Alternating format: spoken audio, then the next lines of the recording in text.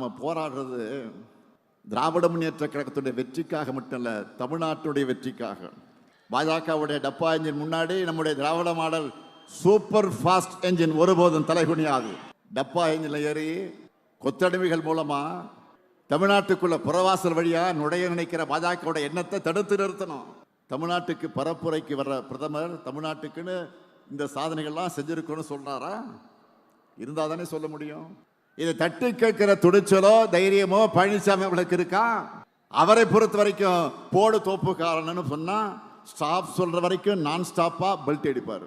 எல்லா துரோகத்தையும் பண்ணிட்டு கூட்டணி தர்மத்துக்காகத்தான் தமிழ்நாடு உரிமைகளை அடகு வச்சேன்னு கொஞ்சம் கூட கூச்சமே இல்லாம சொல்லுவார். இதையெல்லாம் நல்லா உணர்ந்துதான் அவருடைய தலைமையை அவருடைய கூட்டணியினரை ஏத்துக்கல. எல்லாரும் ஒரிஜினல் ஓனரா பாஜக கிட்ட நேரடியா சரண்டர் ஆகிறாங்க. எனவே அதிமுக என்பது பாஜக டிராவல் பண்றதுக்கு யூஸ் பண்ணிக்கிற ஒரு கிளை அமைப்பு என்பதை மக்கள் கிட்ட அம்பலப்படுத்தணும். அப்படியே இருக்கிறோம். சொந்த காலில் இருக்கிற கட்சி அதிமுக கட்சி. அப்படிப்பட்ட இயக்கத்தை பார்த்து திரு ஸ்டாலின் அவர்கள் ஒரு அவதூறு பிரச்சாரத்தை பரப்பி வருகிறார். அதிமுகவை பொறுத்த வரைக்கும் யாருக்கும் அடிமை இல்லை, சுதந்திரமாக செயல்படுகிற கட்சி. அதிமுகவை பொறுத்த வரைக்கும் தன்மானம் உள்ள கட்சி. மத்திய அமைச்சர் ராஜாங்க அமைச்சர் திரு எல் முருகன் அவர்கள் தேசிய தலைமை இப்ப பிஜேபி பேசிக் கொண்டிருக்கிறது சகோதரி பிரேமலதா அம்மாவுடன் என்று சொல்லியிருக்காரு. நான் சொன்னேன் தவிர பேர் சொல்லி அவர் சொன்னார் சொன்னேன். எல் முருகன் அவர்கள் அவரு மாதிரி தேசிய தலைமை பேசிக்கிட்டு இருக்குன்னு சொல்றாரு. அவங்க என்ன சொல்றாங்க, அவர்கிட்ட பேசின 2 இடத்துல பேசுறீங்களா சொல்ற, யாரு உங்களுக்கு சொல்றாங்கன்னு கேக்குறாங்க. அப்ப ஏதோ ஒரு இடத்துல ஏதோ நடந்துகிட்டு இருக்கு, பேசிக்கிட்டு இருக்காங்க. வரட்டுமே, என்ன அவசரம். அதிமுக தலைமையிலான கூட்டணி பல்வேறு கட்சிகளாக சிதறி அவற்றை இப்போது ஒன்று சேர்ப்பதற்கே அவர்கள் போராடும் நிலை உருவாகி இருக்கிறது. இன்னும் அதிமுக தலைமையிலான கூட்டணி ஒரு கூட்டணியாகவே வடிவம் பெறவில்லை என்பதுதான் யதார்த்தமான உண்மை. இந்நிலையில் திமுக தலைமையிலான மதசார்பற்ற முற்போக்கு கூட்டணியை எதிர்ப்பதற்கு தகுதியான ஒரு கூட்டணி இன்னும் அமையவில்லை என்பதுதான் யதார்த்தமான உண்மை. ஆனால் அதெல்லாம் எல்லாரும் நீங்கள் மாதிரி உங்கள் மாதிரி சொல்கிறது தானே. ஏதாவது ஆதாரம் இருக்கா? நீங்கள் போடுறீங்க, குண்டை போடுறீங்க 30%, அண்ணன் சொல்கிறாரு 3%ன்னு. ஆளாளுக்கு ஏதோ ஏலத்தை ஏற்றி விடுற மாதிரி ஏற்றி விடுறீங்க. அவர் 3%ன்னு தான் சொல்கிறார். 3% தாங்க எது ஒன்றும் 4 பேர் இருக்கிறத வச்சுட்டு உடனே 30% 20% எங்கே இருக்குது? என்ன அறிவுபூர்வமான சர்வே எடுத்திருக்கிறாங்க? யாராவது எடுத்திருக்காங்களா? நான் தானே சொன்னேன், விஜய்க்கு முதல்ல 1% ஓட்டு வாங்குவாரான்றது பாருங்கன்ற. நான்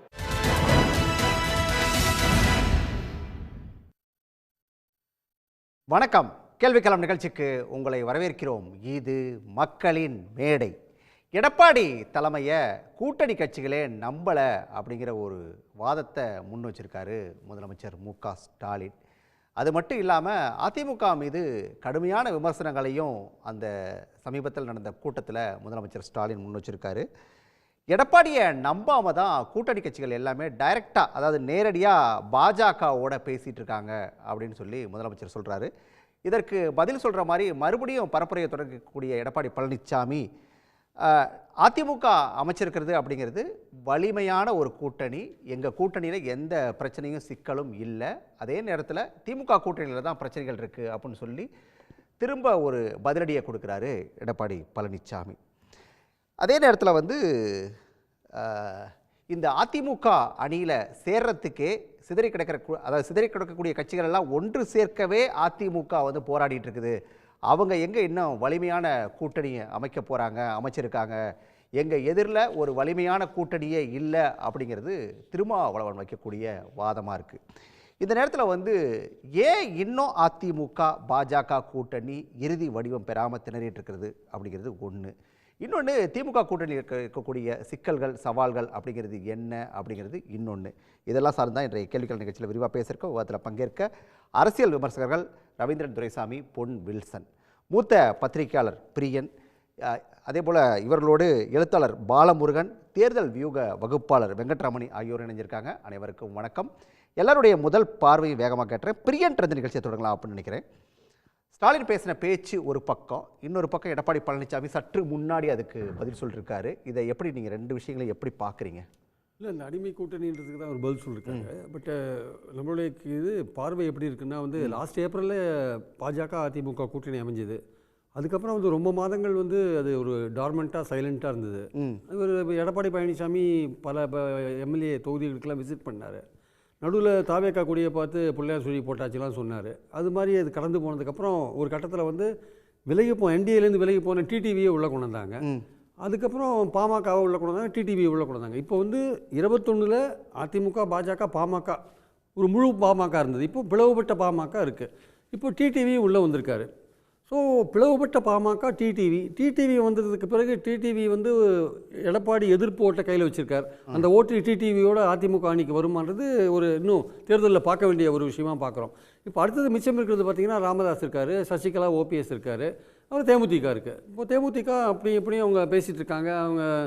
நாங்கள் வந்து மாவட்ட செயலாளர்கிட்ட கருத்து கேட்டோம், அவன் சொன்னபடி தான் செய்வோம், தொண்டர்கள் விருப்பத்தைப்படி செய்வோம்னு சொல்லிவிட்டு அவங்க என்டிஏ கூட்டணியிலையும் பேசிகிட்டு இருக்காங்க, டிஎம்கே கூட்டணியிலையும் பேசிகிட்டு இருக்காங்க. பலவிதமாக ராஜ்யசபா போன்ற விஷயங்கள்லாம் இருக்கிறதுனால எந்த முடிவும் யாரும் ராஜ்யசபா உங்களுக்கு ப்ராமிஸ் சரியாக பண்ணாதனால அது ஒரு இழுபறியாக போயிட்டுருக்கிறத பார்க்குறோம். நம்ம சசிகலா ஒரு தனி கட்சி ஆரம்பிக்கிறாங்க, அவங்க என்டிஏவோட போவாங்களா தனித்து நிற்பாங்களான்னு முக்கியமான கேள்விக்குறி. இன்னொன்று விஜய்கிட்ட போவாங்களாங்கிற கேள்வி இருக்குது. விஜய்கிட்ட போவாங்களான்னு ஒரு சந்தேகமும் இருக்குது. அதே மாதிரி ஓபிஎஸ் வந்து திமுகவோட கிட்டத்தட்ட பேசி முடிச்சிட்டாருன்னு நிலையில் அவருக்கு ஒரு பிரேக் போட்டு நிற்க வச்சுருக்காங்க. அது யார் நிற்க வச்சாங்கன்றதான் பாஜக நிற்க வச்சிருக்குன்னு ஒரு பேச்சு இருக்குது. ஆக்சுவலாக ராமதாஸ்க்கு திமுக கதவை தட்டார், திமுக கதவை மூடிடுது ராமதாஸ்க்கு. அப்போ ராமதாஸ் தனியாக போவாரா இல்லை அவரையும் என்டிஏ கூட்டணியில் ஒன்று சேர்ப்பாங்களான்னு ஒரு விஷயம் இருக்குது. ஸோ அதிமுக கூட்டணி இன்னும் ஒரு கம்ப்ளீட்டாக தேமுதிகவை சேர்த்தா ஒரு முழுமை பெறத்துக்கான வாய்ப்புகள் இருக்குது. இன்னும் அறகுறையாக தான் இது இருக்குது ஆக்சுவலாக.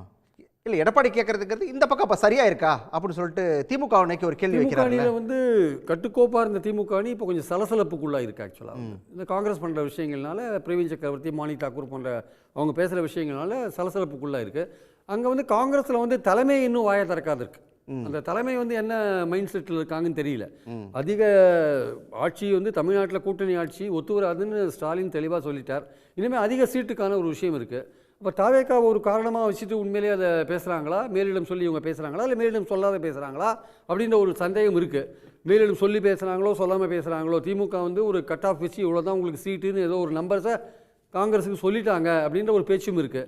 ஸோ இனிமேல் காங்கிரஸ் வந்து அதை எடுத்துகிட்டு வராது காங்கிரஸோடைய விருப்பம்.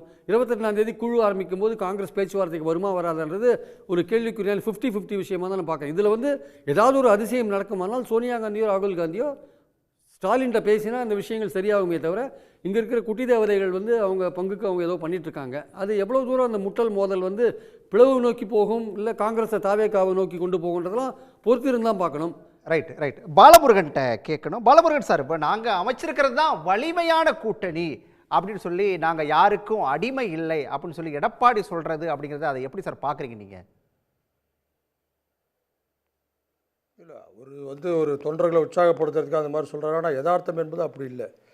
அவர் வந்து தன்னுடைய தனித்தன்மையை இழந்து அவர் வந்து ரொம்ப நாள் ஆச்சு. அது அவர் அந்த கூட்டணி என்பது கூட அது பார்த்தீங்க அப்படின்னா அவர் வந்து அவருடைய வச்சு யாரும் கூட்டணி பேசுவது மாதிரி எனக்கு தெரியல. எல்லாருமே வந்து டெல்லியில் வந்து எல்லாமே முடிவு செய்யப்படுகிறது. டெல்லியில் போய் கொஞ்சம் பேசுகிறாங்க. இவரே டெல்லியில் போய் தான் எல்லாவற்றையும் முடிவு செய்கிறார். வழக்கமாக இவர் ஒரு முக்கியமான அதிமுக ஒரு தலைமை என்று இருக்கின்ற பொழுது அங்கே வந்து கூட்டணி பேசுவதோ அவரோடு பேசுவதோ அது போன்ற எதுவுமே நடக்கலை. எனவே அது வந்து அவர் வந்து சொல்வது என்பது உண்மையான ஒன்று அல்ல. அவருக்கே அந்த சந்தேகம் வந்திருக்கு. தன்னுடைய இயலாமை என்பதனுடைய வெளிப்பாடாக அவர் அதை பேசுகிறார். ரெண்டாவது பார்த்தீங்க அப்படின்னா அவருடைய கடந்த கால 5 ஆண்டுகளில் கடந்த காலங்களில் வந்து கடந்த ஆட்சியில் அவர் வந்து தமிழகத்திற்கு வந்து எப்படி வந்து ஒரு ஒன்றிய அரசோடு ஒத்திசைவாக அவர்கள் கொண்டு வருகின்ற எல்லா திட்டங்களுக்கும் தலையாட்டுகின்ற ஒருவராக நடந்து கொண்டார். மாநில உரிமைகளை அடகு வைப்பதில் வந்து அந்த ஆட்சி என்பது மிக மோசமான ஒரு பின்னடைவை வந்து மாநிலத்துக்கு ஏற்படுத்தியது என்பதெல்லாமே நாம் வந்து பார்க்க வேண்டிய ஒரு அவசியம் இருக்குது. எனவே அவர் வந்து நான் அடிமை இல்லை என்று சொல்வதெல்லாம் சரியானதாக இருக்கலாம். ஆனால் நடைமுறையில் அப்படி அவர் வந்து செய்யல. நடைமுறையில் இல்லை அப்படிங்கிறது அதை ஒரு பக்கம் எடுத்துட்டா கூட இன்னொரு பக்கம் எழுந்திருக்கக்கூடிய கேள்வி அப்படிங்கிறது வந்து ஏன் இன்னும் அதிமுக கூட்டணிக்கான அந்த கதவுகள் திறந்திருந்துமே கூட இன்னும் அந்த மற்ற கட்சிகள்லாம் ஏன் வர தயக்கம் காட்டுறதுக்கு எதனால? அந்த தயக்கத்துக்கு என்ன காரணம்? அதிமுக கூட்டணியினுடைய அந்த தலைமை என்பது அவர் வந்து அதை லீட் பண்ணுற ஒருத்தராக இல்லையே. அவரே வந்து டெல்லிக்கான ஒரு தூதராக இருக்கிறார். டெல்லி என்ன சொல்லுதோ அதை கேட்கின்ற ஒரு மாறிய ஒரு விஷயம் இருக்குது. தனித்துவத்தை இழந்து நிற்கிறது இப்பொழுது அதிமுக என்ற ஒன்று. எனவே அதனுடைய தொடர்ச்சியாக வந்து அவரோடு பேசுவது என்பது பயன் இருக்காது என்பதற்காக அவர் வந்து சீட் பார்கெனிங்காக தேமுதிக போன்றவர்கள் வந்து பேசிக்கொண்டிருக்கிறார்கள். ஆனால் அவங்க வந்து நேச்சுரல் என்டிஏவுடைய ஒரு இயற்கையான ஒரு கூட்டணி தான் தேமுதிக போன்றவர்கள். அவர்கள் நிச்சயமாக அதில் போய் சேர வாய்ப்புகள் இருக்குது. இந்த பார்கெனிங் முடிஞ்சால் கூட அவங்க போய் சேருவதற்கான வாய்ப்புகள் இருக்குது. ஆனால் இப்போ வந்து அது ஒரு இழுபறி இருப்பதாகத்தான் நான் பார்க்குறேன். அதில் ஒன்றும் சரி, ஓகே, நம்ம அடுத்தடுத்து பேசலாம். பொன்வேல் கேட்கணும், கொள்கை தனித்துவத்தை இழந்து நிற்குது அதிமுக அப்படிங்கிற ஒரு பார்வையை அவர் முன் வச்சாரு. அதை தாண்டி தேமுதிக கூட பாஜக பேசிட்டு இருக்குன்னு சொல்லிட்டு மறுபடியும் திண்டுக்கல் சீனிவாசன் சொல்றாரு. இதெல்லாம் அதிமுகவுடைய இயலாமையை காட்டுதா? இல்லை, நீங்கள் அதிமுகவின் இயலாமையை காட்டுதான்னு ஒரு பக்கம் பார்க்குறத விட முதலமைச்சரின் விரக்தியை காட்டுதான்றதும் நம்ம சொல்லலாம். அவருடைய விரக்தியின் வெளிப்பாடா இந்த பேச்சுன்றது என்ன அப்படின்னா, ஒரு பக்கம் நம்ம வந்து திமுக கூட்டணியை ஒரு 8-9 வருடமாக எந்த விமர்சனமும் ஆட்சியை பற்றியோ அல்லது மக்கள் பிரச்சனையை பற்றியோ பெரிதளவு இல்லாமல் ஒரு அடிமை கூட்டணியை பார்த்துட்டு எதிர ஒரு ஜனநாயக ரீதியாக இருக்கிற கூட்டணியை பார்த்தா அது வந்து இயலாமை கூட்டணி மாதிரி தான் தெரியும். ஏன்னா ஒரு கூட்டணியில் வந்து ஒரு பேச்சுவார்த்தை நடத்துறதுன்றது வந்து இயற்கையாக யார் வேணாலும் நடத்துவாங்க. யாருக்கு இணக்கமாக இருக்கிறாங்களோ, அதுவும் இல்லாமல் பிரிந்திருந்து சேர்ந்தவர்கள். நீங்கள் தலைப்பிலேயே அந்த மாதிரி வச்சுருக்கீங்க. ஏன்னா பிரிந்திருந்து சேர்ந்தவர்கள் இயற்கையாக அமைகிற கூட்டணி கிடையாது. இல்லை, திரும்ப குறிப்பிட்டது அது. அதாவது வந்து சிதறி போனவங்களை ஒன்று சேர்க்கறதுக்கே அங்கே ஒரு பெரிய போராட்டம் நடந்துட்டு இருக்குது. ஏன்னா திரும்ப குறிப்பிடுறாரு. 2016-17 திமுகவுக்கு நடந்துச்சு. சிதறி போய் மக்கள் கூட்டணிக்கு போனவங்க, மக்கள் நல கூட்டணிக்கு போனவங்கள கொஞ்சம் கொஞ்சமாக சேர்த்தாங்க. யார் கட்டு வீரியன், கண்ணாடி வீரியன் அப்படின்னு சொன்னவங்களாம் சேர்த்தாங்க. அந்த அனுபவத்தை வச்சுன்னு சொல்கிறாங்களா அப்படின்றது. அதாவது பிரிந்தவர்களோ சிதறியிருந்தவர்களோ அவர்கள் கூட்டணி சேர்றது வந்து வேற. அதற்கு முன்னாடி முரண்பாடாக பேசியவர்கள் கூட்டணி சேர்ந்தவர் கூட்டணியில் சேர்ந்த பிறகு முரண்பாடாக இருக்கிறார்களா, அதுதான் முக்கியம். ஆனால் திமுக கூட்டணியில் சேர்ந்து சீனியாரிட்டி அடிப்படையில் 8 வருஷமாக இருக்கிறவர்கள் இன்றைக்கு முரண்பாடாக பேசிட்டு கொண்டிருக்கிறார்கள். ஆனால் அதிமுக கூட்டணியில் முரண்பாடாக பேசிக்கொண்டிருந்தவர்கள் கடந்த காலம் வரைக்கும் ஒன்றாக சேர்ந்த பிறகு எல்லாரும் நாங்கள் எடப்பாடி தலைமையை ஏற்றுக்கிட்டோம்னு சொல்லி தான் இருக்கிறாங்க. வெளியேருந்து வரக்கூடிய கட்சிகளை வந்து எல்லாருமே எதிர்பார்க்கலாம். இப்போது திமுக சைடில் ஐயா ஸ்டாலினும் கடந்த காலத்தில் சொன்னார். என்ன சொன்னார்? இன்னும் சில கட்சிகள் வர வேண்டியது இருக்குது, கூட்டணியில் வரும் அப்படின்னாரு. இன்றைக்கு வரைக்கும் பெரிய கட்சிகள் எதுவும் வரல. அதே மாதிரி முரண்பாடுன்னு பார்த்தீங்கன்னா, இப்போ டார்ச் லைட்டு உடஞ்சி போன டார்ச் லைட்டெல்லாம் ஒட்டி அது வெற்றி கூட்டணியாகவும் இருந்துச்சு. 40 தொகுதி ஜெயித்தாங்க. அதனால் வெளியே அவர் டார்ச் லைட்டை உடச்சிட்டார பேசினார அப்படின்றது வந்து மக்கள் மத்தியில் எடுபடாது. உள்ளுக்குள்ளே வந்த பிறகு முரண்பாடோடு பேசினாரா, உள்ளுக்குள்ளே வந்த பிறகு திமுகவை தாக்கினாரா, உள்ளுக்குள்ளே வந்த பிறகு கூட்டணி கட்சியை பற்றி பேசினாரா விமர்சித்து அப்படின்னா கிடையாது கமலை பொறுத்த வரைக்கும். ஆனால் காங்கிரஸ் அந்த இலக்கணத்தை மாறி இருக்கிறது. இன்னொரு பக்கம் விடுதலை சிறுத்தைகளின் இன்றைக்கு கொஞ்சம் சுதந்திரமாக பேசுகிறார். நேற்று முந்தானேற்று வரைக்கும் விடுதலை சிறுத்தைகளின் புலம்பல் நம்ம பார்த்தோம். என்ன புலம்பல் அப்படின்னா, ராமதாஸ் ஐயா பாட்டாளி மக்கள் கட்சி எந்த வடிவத்தில் வந்தாலும் சரி அதை சேர்த்து கொள்ளுகிற உரிமை திமுகவுக்கு இருக்கிறது, தலைமைக்கு இருக்குது. அதாவது தலைமை சேர்க்க மாட்டாங்கன்னு சொல்ல, எங்களுடைய கொள்கை எங்களுடைய சித்தாந்தம் தெரியும். இன்றைக்கு கொடுத்த பேட்டியில் கூட தெளிவாக சொல்லிருக்காரு. இப்ப இருக்கக்கூடிய சூழல்ல இந்த கூட்டணிக்கு சங்கடம் ஏற்படுத்துற மாதிரி நான் எதையும் செய்ய மாட்டோம் அப்படிங்கறதையும் குறிப்பிடுறாரு. நான் முந்தானத்து வரைக்கும் சொன்னேன், நல்லா ஞாபகம் வச்சுக்கோ. நேத்து இன்னைக்கு கொஞ்சம் தெளிவா இருக்காங்க. முந்தானத்து வரைக்கும் 8 வருஷம் கூட்டணியில் இருந்தவர் மறுபடியும் சொல்லக்கூடிய நிலைமை என்னன்னா, நம்ம கூட்டணி தலைவர் எனக்கு விரோதமா பண்ண மாட்டார், எங்களுக்கு விரோதமா அப்படின்றது சொல்ல. அவரு எங்க கூட்டணி தலைவர் எங்களுடைய சித்தாந்தம் தெரியும், பிஜேபியோ பட்டாளி மகிழ்ச்சியோ இருக்கிற இடத்துல நாங்கள் இருக்க மாட்டோம் தெரியும். அதனால அந்த முரண்பாடை அவர் செய்ய மாட்டார்னு சொல்ல, அவருக்கு அந்த செய்யக்கூடிய உரிமை இருக்குது, அவர் சேர்த்துக்கலாம், ஆனா நாங்க இருக்க மாட்டோம், இதை தான் சொல்லிட்டு இருந்தார். சரி, அப்ப அது எவ்வளவு முரண்பாடா இருந்துச்சு. அப்போ தலைமையின் மீது நம்பிக்கை இல்லாமல் யார் இருந்தால் கூட்டணி கட்சி. முந்தானத்து வரைக்கும் விடுதலை சிறுத்தைகள் அந்த நிலைமையில் இருந்துச்சு, இன்னைக்கு வரைக்கும் காங்கிரஸ் அந்த நிலைமையில இருக்குது அப்படின்றதா முக்கியம். ரைட், மிக முக்கியமான ஒரு பாயிண்ட் முன் வச்சிருக்கேன். நான் ரவீந்திரன் துரைசாமி கிட்ட கேட்கணும். முரண்பாடா இருந்தவங்க எல்லாம் இப்ப ஒன்று சேர்ந்து ஒரு அணியில கைகோர்த்து நிக்கிறோம், இங்க ஓர் அணியில கைகோர்த்து நின்றவங்க எல்லாம் இப்ப முரண்பட்டு நிக்கிறாங்க அப்படின்னு சொல்லி ஒரு வாதத்தை ஒரு சொல்றது அதை எப்படி எடுத்துக்கிறது? அவர் சொல்றது கரெக்ட் தான். பொலிட்டிக்கல் நெசிட்டி தான் கூட்டணியை உருவாக்குது. 2024 எடப்பாடி பழனிசாமி தலைமையில் ஒரு அணியும் அண்ணாமலை தலைமையில் ஒரு அணியும் தனியாக நின்னாங்க. 2வது இடத்துக்கான ஒரு போட்டியில் அவங்க இருந்தாங்க. அதில் 2 பேருமே வெற்றி பெற முடியல. 2வது இடம் எடப்பாடி பழனிசாமி தலைமையில் அணிக்கு வந்தாலும் கூட அண்ணாமலை தன்னோட திறமையால் தென் மாவட்டங்களில் எடப்பாடி பழனிசாமியை 4வது இருந்த நாம் தமிழருக்கு கீழே போகக்கூடிய அளவுக்கு ஒரு அணி அமைச்சு அது சொல்ல வீகங்கள் அமைச்சு 2024 பிறகு அதிமுக OPS டிடிவி கையில் வந்துடும், முக்குலத்தோர் கையில் வந்துடலாம் சொல்லி வாக்குகளை எடுத்து ஒரு பகுதிகளில் ஒரு சாதனையை படைச்சது அண்ணாமலை. ஸோ இந்த 2 பேருக்குமே சீட் கன்வெர்ட் ஆகாத ஒரு சூழ்நிலையில் இப்போ மீண்டும் அவங்க சந்தர்ப்பம் காரணமாக ஒரு அணியில் வந்திருக்காங்க. அதில் எடப்பாடி பழனிசாமி தான் பெரிய கட்சி, 20 விழுக்காடு வாக்குகள், அவர் தான் தலைவருங்கிறதுல மாறுபட்ட கருத்துக்கே இடமில்லை. ஆனால் அவர்கள் 2021 பாஜக ரேஞ்சுக்கு பாஜகவுக்குள்ளே சிலர் அதற்கு ஏற்றுக்கொள்ளக்கூடிய அளவுக்கு தேசிய கட்சிகள் அப்படி தான் இருக்கும், ஏற்றுக்கொள்ளக்கூடிய அளவுக்கு சிலர் பேசினா கூட அண்ணாமலை தெளிவாக தான் எடுத்த 11.4 விழுக்காடு தாமரையில் எடுத்த வாக்குக்குரிய சீட்டு வேணுங்கிற இதை பாஜகவுக்குள்ளே முட்டி மோதுறாரு. இதில் அவங்களுக்குள்ள 2024 சீட்டு தகராறு தான் முடிஞ்சாங்க. 3வது முறை மோடி பிரதமர் வருவார், 330 சீட்டு வருவாருன்னு மோடி பக்கத்தில் எடப்பாடி பழனிசாமி இருந்து மோடிக்கு ஒரு பெரிய லிஃப்டை இந்தியாவிலையும் உலக அளவிலையும் கொடுத்தவர். சீட் தகராறில் அண்ணாமலை 12 சீட்டு கேட்க இவர் 6 சீட்டுன்னு அது அந்த கூட்டணி முடிஞ்சது. இப்பவும் அவர்களுக்குள்ள சீட்டு தகராறு நீர் பூத்த நெருப்பாக இருக்குது. ஆனால் சீட்டு தகராறில் அந்த கூட்டணி உடஞ்சிடக்கூடாதுங்கிறதுக்காக அதை அவங்க மாநில தலைவரையே மாற்றி நயனார் நாகேந்திரன் மாநில தலைவராக போட்டு வச்சுருக்கிறாங்க. இவங்களுக்குள்ள சீட்டு பேரம் எப்படி இருக்கிறது, யார் கை ஓங்குது, எப்படி அண்ணாமலை சாதிக்கிறாரா எடப்பாடி பழனிசாமி சாதிக்கிறாராங்கிறத பார்க்கணும். பட் நகர்ப்புற உள்ளாட்சியில் உடஞ்சது மாதிரி மக்களவைத் தேர்தலில் உடஞ்ச மாதிரி இப்போ உடைய மாட்டாங்க. உடஞ்சா 2 பேருக்கும் ஒன்றும் இல்லைன்னு தெரியும். ஏன்னா உடஞ்சி ஒன்றும் இல்லாமல் எடப்பாடி பழனிசாமி பல இடங்களில் டெபாசிட்டை இழந்து புதுச்சேரியிலலாம் சீமானுக்கு கீழே 4வது இடம் போய், கன்னியாகுமரியில் சீமானுக்கு கீழே 4வது இடம் போய் பாஜக கூட்டணியிலானாலும் ஒரு பெரிய பின்னடை சந்தித்தனால உடைய மாட்டாங்கங்கிறத நான் நம்புகிறேன். பட் சீட்டு தகராறு சீட்டு முடிவு அவங்களுக்கு ஆகலை. இவங்களுக்குள்ளே சீட்டு முடிவாகாத போது எப்படி பாஜக தேமுதிகவுக்கு சீட்டு கொடுத்துட முடியும்? திண்டுக்கல் சீனிவாசன் வழக்கமாக அவர் காமெடி பண்ணுற மாதிரி மீண்டும் ஒரு காமெடியை தான் அந்த இடத்துக்குள்ளே பண்ணுறாரு. இதில் எடப்பாடி பழனிசாமி தன் இடத்துல இருந்தால் தன் அரசியலை பண்ணுறாரு, எடப்பாடியிலிருந்து அரசியல் பண்ணுறாரு. 2024 என்டிஏ பாஜக கூட்டணியில் இருந்த அன்புமணியை இப்போ அவர் உள்ளே எடுத்திருக்காருன்னா அன்புமணியோ சௌமியா அன்புமணியோ 10.5 சொல்லி எடப்பாடியில் கண்டஸ்ட் பண்ணிடக்கூடாதுங்கிறனால அவருக்கு மிக முக்கியமானவங்க அன்புமணி ராமதாஸும் பாமகங்கிற அடிப்படையில் பாஜக கூட்டணியில் இருந்தவங்கள டைரக்டாக எடுத்துட்டார்.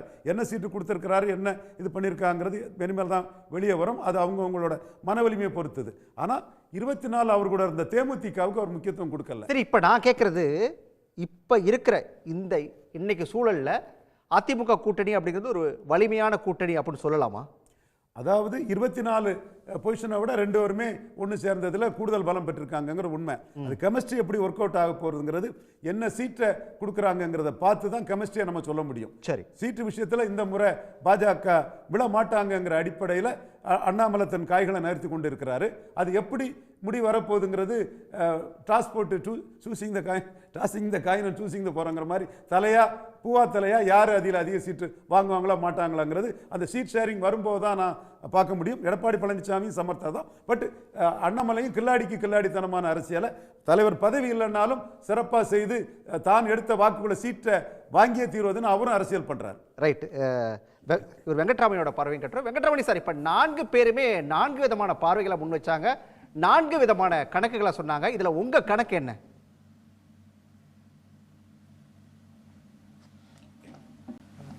அதிமுகவை பொறுத்த வரைக்கும் ரவீந்திரன் துரைசாமி சார் சொன்ன மாதிரி 24 கம்பேர் பண்ணும்போது இப்போ கொஞ்சம் பலமாக இருக்கிற மாதிரி தெரியுது. ஆனால் அந்த பலம் எப்படின்னா 2024 பாஜக ஒரு பக்கம், அதிமுக ஒரு பக்கம், இன்னொரு பக்கம் திமுக. இப்போது தமிழக வெற்றிக்கழகம்னு ஒரு புது பிளேயர் வந்ததுக்கப்புறம் நம்ம 24ஓட 26 அதிமுக கூட்டணி பலமாக இருக்குன்னு சொன்னாலுமே அது வீக்காக தான் இருக்குது. ஏன்னா ஒரு 3வது பிளேயர் ரொம்ப ரொம்ப காம்படிட்டிவாக இருக்கார். அதிமுகவுக்கும் தமிழக வெற்றிக்கழகத்துக்கும் கம்பேர் பண்ணும்போது பார்த்தோம்னா ஈக்குவலாக இருக்காங்க அதிமுகவும் தமிழக வெற்றிக்கழகமும். ஸோ அதனால் கூட்டணி ஒரு பக்கம் பலமாக இருக்கிற மாதிரி தெரிஞ்சாலும் அந்த வீக்காக தான் இருக்கிற மாதிரி ஒரு ஃபீல் ஆகுது.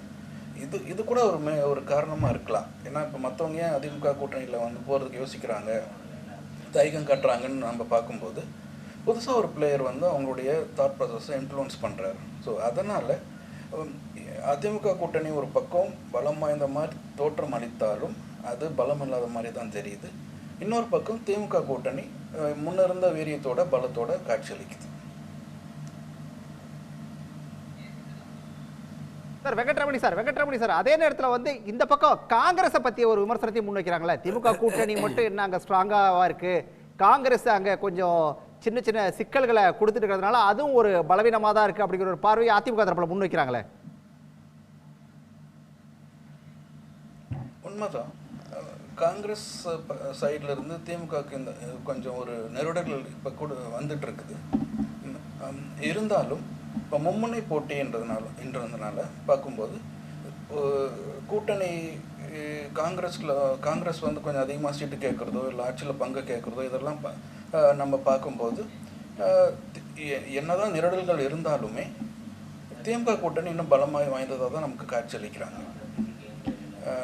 காங்கிரஸ் ரொம்ப நாளாக திமுக கூட இருக்கிறதுனால 7-8 வருஷமாக அவங்க திமுக கூட்டணியில் இருக்கிறதுனால இது வந்து அவங்க ஒரு மைனஸாக நம்ம பார்க்க முடியல இது வரைக்கும். ஏன்னா இன்னொரு ஒரு ரெட் லைன் ஒன்று இருக்குல்ல, அந்த ரெட் லைன் கிராஸ் ஆகாத வரைக்கும் ப்ராப்ளம் இல்லை. ஓகே, நம்ம தொடர்ந்து பேசலாம். பிரியன், உங்கள்கிட்ட தான் கேட்கணும். இப்போ இருக்கிற நிலைப்படி அவர் சார் சொல்கிற கணக்குப்படி, அவர் வெங்கட்ரமணி சார் சொல்கிற கணக்குப்படி காங்கிரஸ் சின்ன சின்ன இடையூறுகளை சிக்கல்களை கொடுத்துட்டே இருந்தாலுமே கூட திமுக கூட்டணி தான் பலமாக இருக்குது அப்படிங்கிற ஒரு வாதத்தை வைக்கிறாரு. அப்படி எடுத்துக்கலாமா அதை? இல்லை, அதாவது வந்து காங்கிரஸ் வந்து கூட்டணியை விட்டு போனாலுமே திமுகவுக்கு ஒரு எட்ஜ் இருக்குது அப்படின்ற ஒரு பர்செப்ஷன் வந்து இருக்குது, தமிழ்நாட்டில் இருக்குது, மக்கள்கிட்ட இருக்குன்றது. ஆன்டி இன்குபன்சின்னு ஒரு விஷயம் இருக்குது, மக்கள்கிட்ட அதிருப்தி இருக்குது. அதை நான் ஒத்துக்கிறேன், இல்லைன்னு சொல்ல வரல. இவங்க எதிர்கட்சிகள் இருக்கிற விஷயங்கள், பெண்கள் பாதுகாப்பு, போதை மருந்து, அது இதுன்னு கள்ளச்சாராயம், கொடுத்த வாக்குறுதிகள் நிறைவேற்றாது, இதெல்லாம் இருக்குது. ஆனால் திமுக ஆட்சியை வந்து போக்கியே தீர வேண்டும், அதை வந்து அகற்றியே தீர வேண்டும், ஏதோ மக்கள்கிட்ட வந்து ஏதோ வெறி கொண்டு அலையிறாங்கன்ற மாதிரி சொல்கிற அந்த விஷயத்தை நம்ம ஏற்றுக்க முடியாது. இது சொன்னால் சில பேருக்கு கோவம் வரும். அது மாதிரி இருக்கிற மாதிரி எனக்கு தெரியல. இங்கே தமிழ்நாட்டில் அது மாதிரி இருக்கிற மாதிரி அதிருப்திகள் இருக்குது.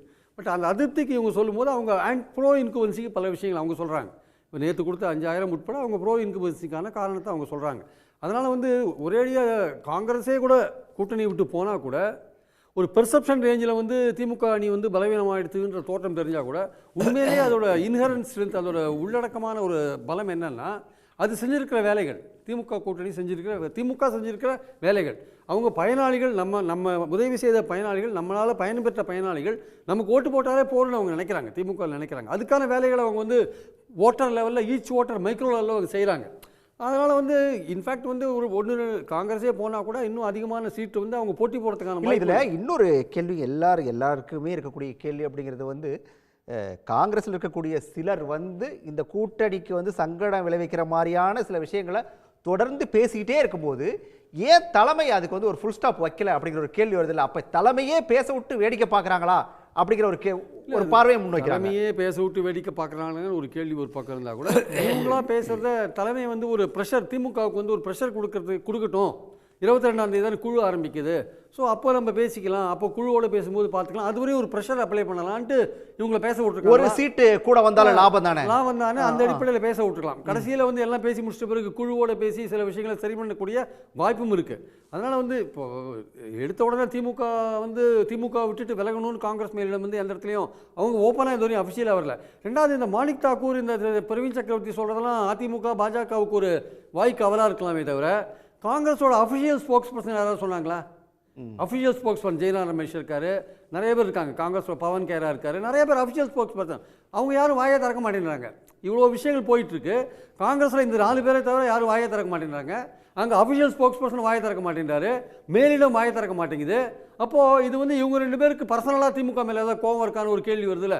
பல காங்கிரஸ்காரர்கள்லாம் சொல்கிறாங்க, கீழ் லெவலில் கொஞ்சம் அப்படி தான் சார், திமுகவுக்கும் காங்கிரஸுக்கும் ரிலேஷன்ஷிப் சரியில்லை, கொஞ்சம் எங்களுக்கு கௌரவம் மரியாதையாக நாங்கள் எதிர்பார்க்குறோம், அப்படிலாம் ஒரு சில விஷயம் இருக்குது. ஆனால் இவங்களுக்கு இருக்குல்ல மாணிக் தாக்கூருக்கும் இவருக்கும் பிரவீன் சக்கரவர்த்திக்கும் தனிப்பட்ட முறையில் ஏதாவது திமுக மேலே கோபம் இருந்து அவங்க ஒரு பரபரப்புக்காக தினசரி ஏதோ ஒரு விஷயங்களை கிளப்பிட்டு இருக்காங்கன்னா அப்படியே அவங்க கிளப்பினா கூட அதை வேடிக்கை பார்க்குற காங்கிரஸ் மேலிடம் இருக்குல்ல அதை பற்றின ஒரு சந்தேகம் எல்லாருக்கும் வருது ஆக்சுவலாக. அப்போ பிள்ளையும் கிள்ளி விட்டு தொட்டிலையும் ஆட்டுறாங்களான்னு ஒரு கேள்வியை நம்ம பார்க்குறோம். இல்லை காங்கிரஸில் வந்து ரொம்ப அதிகபட்ச ஜனநாயகம் இருக்குது, யார் வேணால் என்ன வேணால் பேசலாம், பேசிட்டு ராகுல் காந்தியை பார்த்து ஹலோ அப்படின்னு சொல்லிட்டு போகலாம், அவரும் கை கொடுப்பாரு அப்படின்ற ஒரு ஜனநாயகம் அங்கே இருக்கிறதுனால யார் வேணால் என்ன வேணால் பேசலாம் ஆகிட்டாங்க. ஆனால் இதில் வந்து திமுகவோட பொறுமையை சோதிக்கிற மாதிரியான விஷயங்கள் பேசுகிறாங்க. திமுகலையும் ஒருத்தர் 2 பேர் வந்து அதுக்கு ரியாக்ட் பண்ணுறாங்க. ஆனால் அந்த 2 தலைமைகளை வந்து பெரிய அமைதி காக்கிறத பார்க்கும்போது இதில் எந்த விதமான ஒரு டேர்னிங்கும் வரலாம். அதனால் ஆனால் ஒரு பாயிண்ட் இருக்கு, இல்லை அப்படியான ஒரு டேர்னிங் வந்துச்சு அப்படின்னு சொன்னால் அது திமுகவுக்கு வந்து என்ன பலவீனமாக போகும்? இல்லை அது மக்கள் பார்வையில் காங்கிரஸ் என்ன ஆகும், அந்த கூட்டணி கொஞ்சம் பலவீனமாக இருக்குன்ற ஒரு தோற்றம் தெரியும். காங்கிரஸ் எல்லாம் 8 வருஷமாக 3 வெற்றியை பார்த்துட்டாங்க. ஒரு முக்கியமான கட்சி நேஷனல் பார்ட்டி, அது இந்தியா கூட்டணியில் ஒரு வலுவான ஒரு துணை தோழனாக வந்து திமுக இருக்குது. அந்த இடத்துல காங்கிரஸ் அதை விட்டு போகிறதுனா மக்கள் பார்வையில் இந்த கூட்டணி கொஞ்சம் பலவீனமாக இருக்கும்னு ஒரு எண்ணம் வரும். பட் ஆக்சுவலாக பார்த்தீங்கன்னா அது தேர்தல் பாலிடிக்ஸில் எப்படி பிரதிபலிக்குன்னு தெரியாது. ஏன்னா சில போது அரசியலில் வந்து பெர்செப்ஷன், பார்வை வந்து ரொம்ப முக்கியம். அது வந்து பலவிதமான அபிப்பிராயங்களை மக்கள்கிட்ட உண்டாகும். அதனால் ஒரு நேஷனல் லெவலில் அல்ல ஈவன் ரீஜனல் லெவலில் காங்கிரஸும் திமுகவும் ஒன்றா இருந்தால் பெட்டர்னு நினைக்கிறவங்க காங்கிரஸில் பெரும்பான்மையும் இருக்காங்க. பல பேர் சொல்லுவாங்க அவங்க வந்து எம்எல்ஏக்கெல்லாம் இப்போ இருக்கிறவங்க விரும்புகிறாங்க, ஆனால் காங்கிரஸ் ஆஃபீஸ் பேரர்ஸ் நிறைய பேர் விரும்ப மாட்டேங்கிறாங்க, ப. சிதம்பரம் விரும்புகிறாரு, இல்லை செல்வ பெருந்தையை விரும்புகிறாரு, இப்படி பல விஷயங்கள் சொல்கிறாங்க. எதாக இருந்தாலுமே மேலிடம் வந்து ஒரு விஷயத்தை வந்து தெளிவாக பார்ப்பாங்க.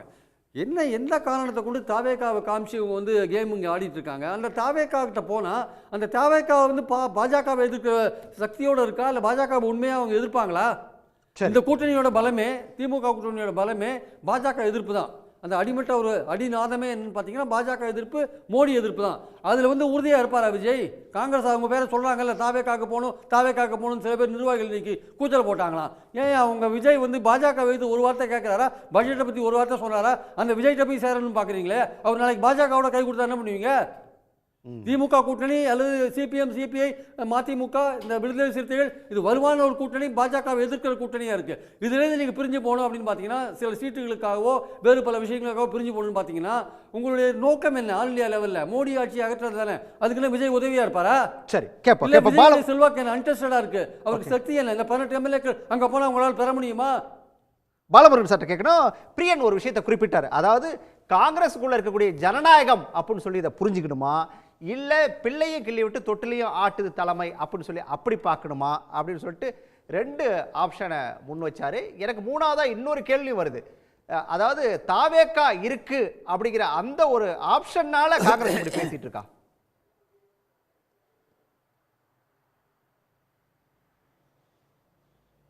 ஹலோ பாலமுருகன் உங்ககிட்ட தான்.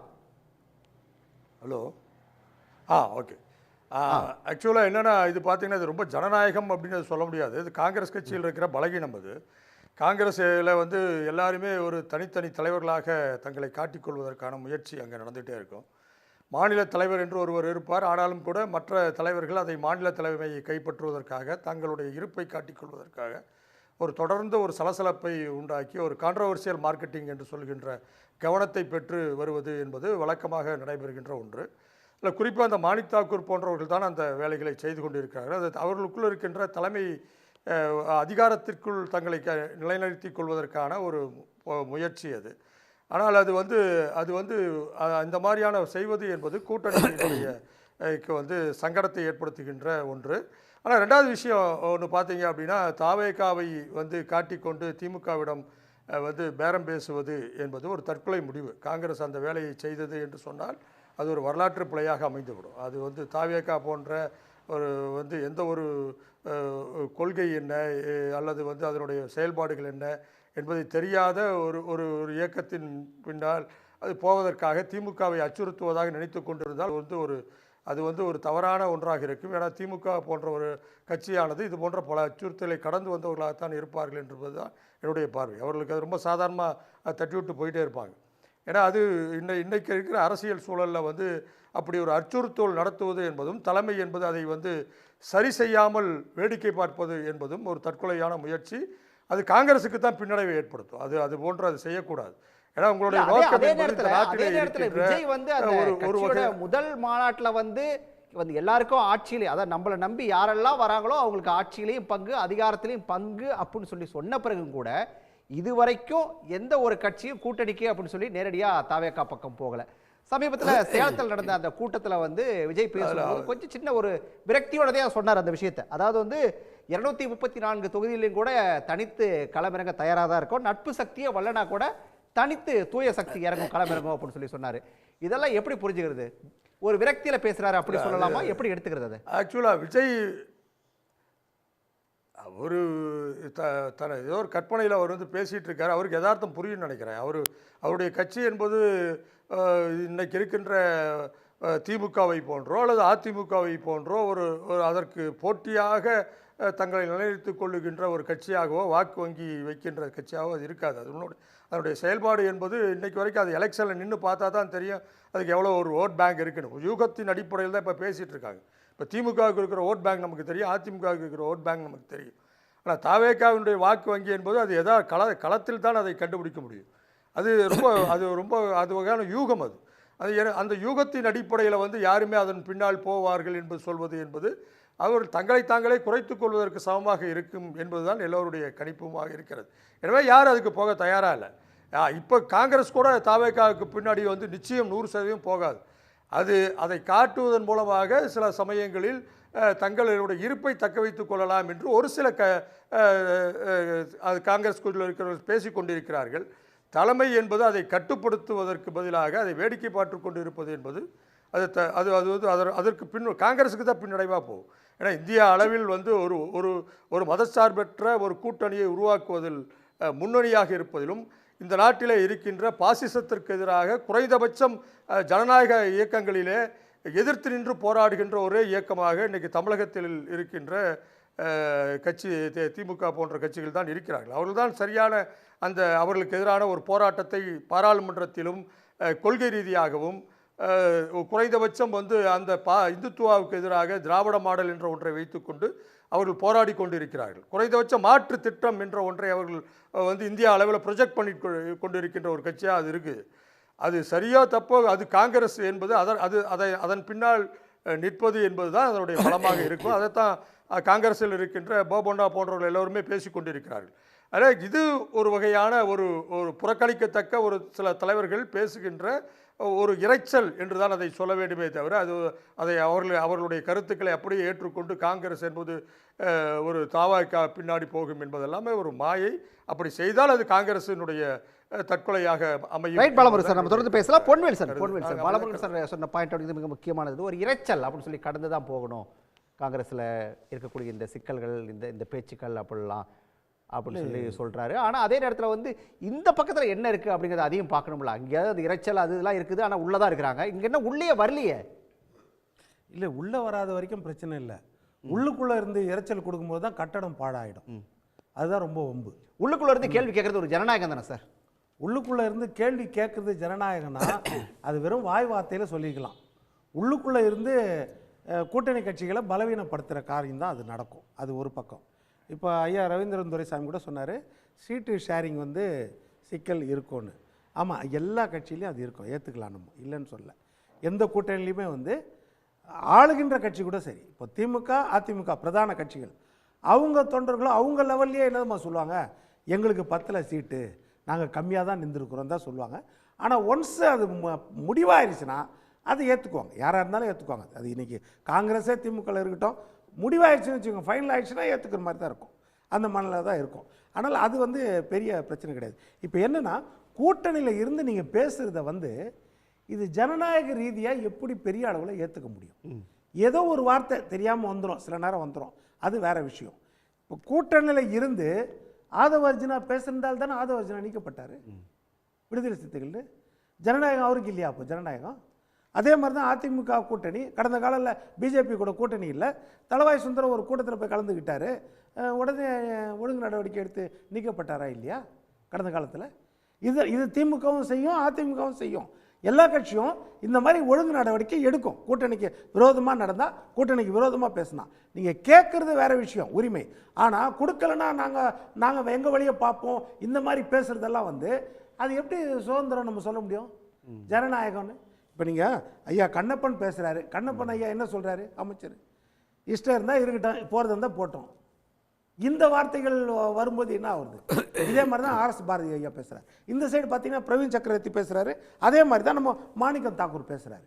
இப்போது இதெல்லாம் வந்து நீங்கள் சொல்கிற மாதிரி பார்த்தீங்கன்னா இந்த தலைமை ஸ்டாலின் ஐயா சொல்லிட்டார். இப்போது இவரோ அல்லது நம்ம ராகுலோ இன்னைக்கு நேற்று ஒன்றா பழகலை, ரொம்ப காலமாக ஒன்றா இருக்கிறாங்க, இணைஞ்சு இருக்கிறாங்க, பிணைஞ்சு இருக்கிறாங்க, ஒரே கெமிஸ்ட்ரி ஒர்க் அவுட் ஆகிருக்குது. ஒரு வார்த்தையில் இந்த பிரச்சனையை முடிக்கலாம்ல? இவ்வளவு வளர விட்டு கீழே வரைக்கும் ஏர் கிராக் விழுந்த பிறகு அதை பேட்சப் பண்ணுறதா, அதை விட அது விழாமையே பார்த்துக்கிறது நல்லதா? அப்போ எந்த இடத்துல மோட்டிவ் இருக்குது இதுக்கு செய்யறதுக்கு அப்படின்றது தான் இன்னொன்று பிஜேபியை காமிச்சு நீங்கள் டிடிவி தினகரன் எடப்பாடியை பேசாத பேச்சா சார்? கூட்டணிக்குள்ள வந்த பிறகு நான் பேசுறது. இப்போ காங்கிரஸ் கூட்டணியில் இருக்குதா இல்லையா? கூட்டணியில் தான் இருக்காங்க. அப்புறம் கூட்டணியில் வந்த பிறகு பேசுகிற பேச்சு தான். 8 வருஷம் கழிச்சு பேசுகிற பேச்சு. அவங்க முந்தானத்தை பேசிட்டு இன்னைக்கு கூட்டணியில் வந்திருக்காங்க. அதுதான் முக்கியம். அதுதான் நான் சொல்ல வரேன். கூட்டணியில் வந்த பிறகு பேசுகிறதா சொல்ல வரேன். இன்னொன்று, நீங்கள் பிஜேபி இப்போ காங்கிரஸ் விஜய் கிட்ட போனால் அப்படி ஆயிரும் இப்படி ஆயிரும், அது காங்கிரஸ் பாடு, அவ்வளோதானே? இப்போ பிஜேபியை சொல்லி காங்கிரஸை நீங்கள் எவ்வளோ நாள் சொல்ல முடியும்? அதாவது பிஜேபி வரக்கூடாதுன்னு காங்கிரஸ் எவ்வளோ விரும்புதோ அதே முக்கியத்துவம், அதே கடமை, அதே பொறுப்பு திமுகவுக்கும் இருக்குதா இல்லையா தமிழ்நாட்டில்? அப்போ ஆட்சியில் பங்கு கொடுத்துருங்க. அப்போ அதுதானே இப்போ அவங்க கேட்குறது. அப்போ இவ்வளோ காலம் இருந்திருக்கிறோம், ஒரு காலத்தில் நாங்களும் நாட்டை ஆண்டிருக்கிறோம், மத்தியில் அமைச்சரவையில் பங்கு கொடுத்துருக்குறோம், நீங்கள் கொடுக்கலாம் இல்லைன்னா அதிமுகவும் இப்போ தயாராகிடுச்சு. அதான் ரெண்டுக்கும் வித்தியாசம் இருக்குது. அதிமுகவுக்கும் திமுகவுக்கும் பிஜேபி கேட்டா இன்னைக்கு கேட்கலன்றதை தெளிவாக சொல்லிட்டாங்க, நாங்கள் கேட்கலன்றதை. இவங்க கேட்டுட்டு இருக்கிறாங்க. இன்னொரு பக்கம் ஒரு தார்மீக உரிமை காங்கிரஸுக்கு எப்படி இருக்குதுன்னா, கடந்த காலங்களில் 67லேருந்து நம்ம 47லேருந்து 67 வரைக்கும் காங்கிரஸ் ஆண்டு இருக்குது தமிழ்நாட்டில். அதே மாதிரி மத்தியில் கணிசமான நேரத்தில் பங்கு கொடுத்துருக்குறாங்க நம்ம திமுகவுக்கு. அதே மாதிரி தமிழ்நாட்டில் எடுத்துக்கிட்டிங்கன்னா அவங்க ஒரு நேரம் வந்து எதிர்கட்சியாக கூட இருந்திருக்கிறாங்க காங்கிரஸ். அப்போ அவங்க கேட்கறது வந்து உங்க கூட்டணியில் ஒரு உரிமை இருக்குது. இன்னொன்று, திமுக நின்ற இடங்களும் குறைஞ்சிருக்குது. கடந்த காலத்தில் மைனர் இடங்கத்தில் நின்றுருக்கிறாங்க, வென்றதும் மைனாரிட்டியாக வென்றிருக்காங்க. அப்போது மக்கள் தீர்ப்பு அந்த மாதிரி இருந்திருக்குது. அதிமுக பக்கத்தில் அந்த மாதிரி இது வரைக்கும் அனுபவம் இல்லை. அதனால் அதிமுக அதை சொல்கிறாங்க, அவ்வளோதான். மற்றபடி எப்படி வரும்னு சொல்ல முடியாது. அதிமுக அதை சொல்கிறாங்க.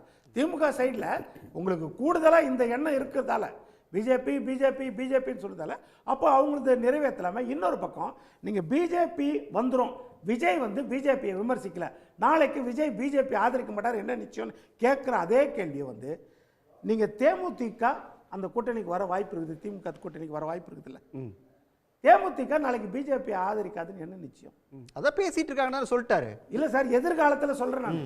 இன்னைக்கு ஒரு வேளை திமுக கூட்டணிக்கு வந்தால் நாளைக்கு பிஜேபி ஆதரிக்க மாட்டாங்கன்னு என்ன நிச்சயம்? அந்த கேரண்டியை வாங்கி நான் கூப்பிட்றோம். இப்போ நம்ம விஜய் விமர்சிக்கிறது இதையே சொல்லுவோம்ல. அதே மாதிரி ஓபிஎஸ் ஒரு கட்டத்தில் திமுக ஆதரவாளராக மாறுறாரு, திமுக வந்துருவார்னா அவரு பிஜேபி சைடு ஆதரிக்க மாட்டார் எந்த காலத்திலும் எதிர்காலத்தில் சொல்ல முடியுமா? அப்போ அதே மாதிரி தான் ராமதாஸ் ஐயா போன வாரம் வரைக்கும் வரக்கூடிய வாய்ப்பு இருக்குது. எல்லாருமே பேசினாங்க. செல்வப்பந்தையும் சொன்னார். என்ன சொன்னார்னா கூட்டணியில் வருவாங்கன்னு சொன்னார், தலைமை தான் முடிவெடுக்கும்னு சொன்னார். ஆனால் ஒன்றா உட்காந்து பேசினா எல்லாம் மாறக்கூடிய வாய்ப்பு இருக்குதுன்னு சொன்னார் இல்லையா? அப்போ ராமதாஸ் ஐயாவும் எதிர்காலத்தில் பிஜேபி ஆதரிக்க மாட்டான்னு ஏதாவது கேரண்டி இருக்குதா? அந்த கேரண்டி வாங்கின்னு யாரையும் நம்ம சேர்க்கவும் முடியாது, விளக்கவும் முடியாது. அதனால தான் சொல்கிறேன். அதான் நீங்கள் ஒன்லி காங்கிரஸுக்கு மட்டும் அந்த சாயம், விஜய்க்கு மட்டும் அந்த சாயம் சொல்கிறீங்கன்னா மற்றவர்களுக்கும் அந்த சாயம் இருக்கிறது இல்லையா? அதுக்காக தான் நான் சொல்றேன். அப்போ கூட்டணியின் போது உங்ககிட்ட வர அதுக்கு ரவீந்திரன் இதை குறுக்கிட்டாரு. இல்லை, தேவைகள் அவசியத்தை பொறுத்தான் இருக்குது. தேமுதிக விஷயம் வேற, தாவேகா விஷயம் வேற. தாவேகா அன்கண்டஸ்டட் நாட் டெஸ்டட். அந்த கட்சி வந்து 8 விழுக்காடு எடுத்த ஒரு கட்சியால் களத்தை விட்டு ஓடிய கோழை டேஷ்கள், அந்த பொண்ணு மோசமான கருத்து இல்லை, கோழை நாய்கள்னு சீமானால் விமர்சிக்கப்படக்கூடிய இடத்துல விக்கிரவாண்டி ஈரோடு களத்துக்குள்ளே வராத ஒரு கட்சியாக தான் அது இன்னைக்கு இருக்குது. சரியான பார்வையற்றவர்களுக்கு இது புரியாது. தெளிவாக அந்த கட்சி இன்னும் களத்துக்குள்ளே வரலங்கிறதான். களத்துக்குள்ளே வராத அந்த கட்சியோட ஓட் டிரான்ஸ்ஃபரிங் கெப்பாசிட்டிங்கிறது யாருக்கு என்னன்னே தெரியாது. இப்போ விஜயகாந்த் ஓட்டை டிரான்ஸ்ஃபர் பண்ணாருன்னா 8 எடுத்தார், 10 எடுத்தார், அதிமுகவுக்கு டிரான்ஸ்ஃபர் பண்ணார். பவன் கல்யாண் ஓட்டை டிரான்ஸ்ஃபர் பண்ணாருன்னா 7 எடுத்தார், மோடிக்கும் நாயுடுக்கும் டிரான்ஸ்ஃபர் பண்ணார். அல்லு அர்ஜுன் ஓட்டை டிரான்ஸ்ஃபர் பண்ணலைன்னா ஓட்டு எடுக்கல, டிரான்ஸ்ஃபர் பண்ணலை. இவர் எடுத்தாதான் என்ன டிரான்ஸ்ஃபர் பண்ணுவார்னு தெரியும். ஃபார் எக்ஸாம்பிள், காங்கிரஸ் தாவேகா கூட்டணினே வைங்க, நாம் தமிழருக்கு சிம்பல் இருக்குது, விவசாய சின்னம், இது கூட பலருக்கு தெரியல. விசில் சின்னம் எக்ஸ்க்ளூசிவ் சின்னல் கிடையாது. காங்கிரஸ் நிற்கக்கூடிய தொகுதிகளில் விசில் நிற்கலாம். ஒன்று விஜய்க்கு சொல்லக்கூடிய அந்த சிம்பலே காங்கிரஸ் அலையன்ஸ்னா அந்த தொகுதிகளில் நிற்கக்கூடிய ஒரு வாய்ப்பு தான் இன்னைக்கு இருக்குது. இந்த சூழ்நிலையில் ஓட் டிரான்ஸ்ஃபரிங் கெப்பாசிட்டி என்னன்னு தெரியாத, பலம் நிரூபிக்காத விஜய் வந்து காங்கிரஸுக்கு ஒரு ஆப்ஷனாக இருக்கதான் நான் கருதலை. அப்படி ராகுல் காந்தி நினச்சிருந்தாருன்னா ஜனநாயகம் படத்தை பற்றி பேசும்போது விஜயின் ஜனநாயகம்ங்கிற பேரை சொல்லியிருப்பாப்புல. காங்கிரஸ் ஆல் இண்டியா கமிட்டியும் ஆட்சியில் பங்குங்கிற சொல்லியிருப்பாங்க. இன்னைக்கு பட்ஜெட்டுக்கு எதிராக காங்கிரஸ் தலைவர் உட்பட எல்லா இடமும் ஒரு ஆர்ப்பாட்டத்தில் அவங்க ஒன்றா நின்று இருக்க மாட்டாங்க. விஜயை பொறுத்த அளவில் ஒரு வடிவேல் படத்தில் ஒரு காமெடி வரும், ஆடு ஒன்றும் திருடப்படலை, ஆடு திருடப்பட்ட மாதிரி நான் கனவு கண்டேன்னு. ஜனநாயகம் படத்துக்கு சென்சாரால் எந்த பிரச்சனையும் இல்லை, படம் வந்தாச்சு, கேரளாவில் நல்லா ஓடிட்டு இருக்கு, கேரளா மார்க்கெட்டில் பெருசாக இருக்குது, பத்திரிகையாளர்களுக்கும் அரசியல் விமர்சகர்களுக்கும் படம் வந்து கேரளாவில் ஓடுனதே தெரியலன்னு. ஆடு திருடப்படலை, ஆடு திருடனா நான் ஒன்றும் பஞ்சாயத்து பண்ண வரல, ஆடு திருடின மாதிரி கனவு கண்டேன்னு சொல்லக்கூடிய அளவுக்கு தான் கரேஜாக இருக்கிறாரு. ஒரு இதுலையும் நாம் தமிழர் செய்தி தொடர்பாளர் ஒரு விவாதத்தில் சொன்ன மாதிரி 2025 அபூபக்கர்னு சொல்கிறாரு. பட்ஜெட்டுக்கு எதிராக விஜய் அறிக்கை விட்டுருக்கிறாரு. இந்த பட்ஜெட்டுக்கு எதிராக அறிக்கை விடலைன்னா ஜனநாயகத்துக்கு சென்சார் கொடுத்த நெருக்கடியும், ஐடி விவகாரத்தில் தெளிவாக இவர் கொடுக்கக்கூடிய நெருக்கடியும், தமிழக அரசு நடவடிக்கை எடுக்காத கரூர் விவகாரத்தில் சிபிஐ இவரை அலைய வைக்கிறதுக்கும் இன்னும் என்னென்ன ட்ரீட்மெண்ட் சசிகலா மாதிரி இருக்குங்கிறத இதை ஒரு அச்சத்தில் தான் அவர் பேசாமல் இருக்கிறாரு. இவர் பாஜக எதிர்ப்பு அரசியல் பண்ணிக்கிட மாட்டாருங்கிறது இந்த 3 விவகாரத்திலையும் ரியாக்ட் பண்ண முடியாததே இவரோட இயலாமையை காட்டுதுங்கிறது தான் என்னோட கருத்து. ஓகே, ஒரே ஒரு விஷயம், அது ஒன்று மட்டும் சொல்லிடுறேன். ரவீந்திரன் ஐயா சொல்கிறது ரைட்னா எந்த ஆஸ்பெக்டில் சொல்கிறேன்னா, இப்போ ரவீந்திரன் ஐயா சொன்ன மாதிரி காரணம் திமுகவிலோ மற்ற ஆதரவாளர்களோ சொன்னால் ரைட்டு. விஜய்க்கு 0 மலை அளவு ஓட்டுன்னு சொல்கிறாங்க, ஆனால் மடு அளவு ஓட்டு கூட கிடையாதுன்னா அது யதார்த்தம் சொல்லலாம் அது. ஆனால் அவங்க என்ன சொல்கிறாங்க, பிஜேபி ரீசனாக சொல்கிறாங்களே, இப்போ மற்ற கட்சிகளுக்கு வாய்ப்பு இருந்துச்சு, இவங்களுக்கு பிஜேபி ரீசன் இல்லையான்றது தான் நான் கேட்குறேன். அவ்வளோதான். மற்றபடி நான் விஜய் பெரிய ஆளு அதனால காங்கிரஸ் போய் சேரும்னு சொல்ல. காங்கிரஸ் போய் சேர்ந்தா விஜயும் 0 காங்கிரஸும் 0 சொன்னால் வேற விஷயம். ஆனால் விஜய் வந்து பிஜேபியை விமர்சிக்கலையே அப்படின்னு சொன்னால் மற்ற கட்சிகளுக்கும் அது பொருந்தும் இல்லையான்னு கேட்குறேன் நான். Right sir. வெங்கட்ரமணியோட பார்வை மட்டும் கேட்டது. வெங்கட்ரமணி சார், இதில் இந்த விஜய்ங்கிறது வந்து எந்த இடத்துல வச்சு நீங்கள் பார்க்குறீங்க சார் தாவேக்காவை?